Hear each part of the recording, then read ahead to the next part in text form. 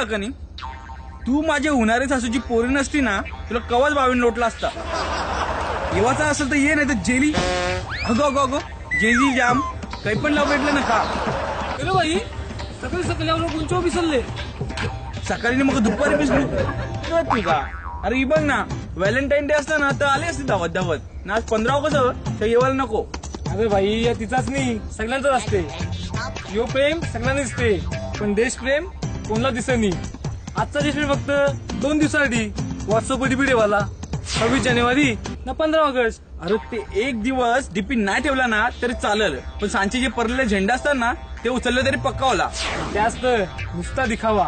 आज स्वातंत्र्य दिन, पण आपण विचारांची इंग्रजांच्या ताब्या नाव. बरोबर बोलला दादूस. त्यांचा सण आपण पुढे पुढे करून साजरा करत आहोत ना. आपला 15 ऑगस्ट, अरे कंचा 15 ऑगस्ट फक्त सुट्टीचा दिवस. हो ना, आजच्या दिवशी ज्यांच्या पायी आपल्या देशाला स्वातंत्र्य भेटले, जसं स्वातंत्र्यवीर सावरकर, महात्मा गांधी, भगतसिंग, लोकमान्य टिळक, असं अनेक क्रांतिकारकांना आज आपण आठवला पाहिजे, त्यांच्याबद्दल अभ्यास केला पाहिजे. बरोबर दादूस. आणि तसंच आपले सीमेवर जे आपल्यासाठी लढतात, तसंच पोलीस यांचं पण आपण आभार मानायला पाहिजे. आणि हो, नुसता देशप्रेम बोलून काही फायदा नाही, आपण पण आपल्या देशासाठी काहीतरी केला पाहिजे.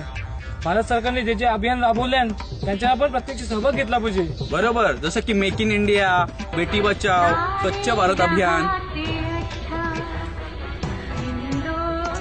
म्हणा भाई, तुझी पण रिंगटोन वाटते एक दिवसाची देशभक्ती. हॅलो, येते का? ये मग डायरेक्ट झेंडा बनवले आम्ही पोचता. हा ठीक आहे भाई, येतं ती. काय बोलते? झेंडावंदन करायला का फुकटची काजू बदाम खावाला? भाई तुला चला आपण शुभेच्छा देऊ. स्वतंत्र भारतात आपला समाज विचारांशी पुढे जाऊ, जातीपाती विसरून आपण एक होऊ, भारत महासत्ता बनण्याच्या कार्यात आपला पण योगदान राहो ना. स्वातंत्र्य आपल्याला चिराई राहो. स्वातंत्र्य दिनाच्या हार्दिक शुभेच्छा.